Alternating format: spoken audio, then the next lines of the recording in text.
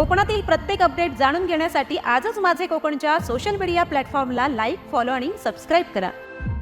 रत्नागिरी जिल्ह्यातील सर्वच तालुक्यांमध्ये अवैध दारू, जुगार, मटका धंदे मोठ्या प्रमाणावरती फोफावले आहेत। सर्वच अवैध दारू, जुगार, मटका धंदे समूळ नष्ट करावेत।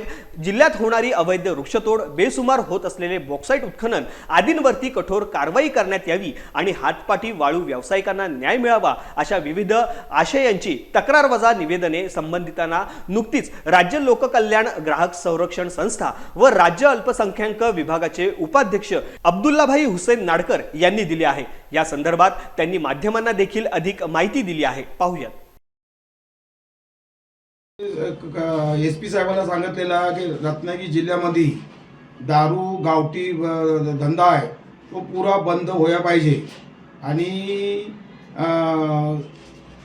सरकारचे म्हणजे हे आहे लायसन आहे अधिकार आहे त्याला काय माझा काही विरोध नाही। कुठच्या बाबतीत साहेबांना सांगितलेलं आहे की जुगार मटका आणि चायनीजच्या गाडीवर दारू पितात ते पण बंद व्हायला पाहिजे।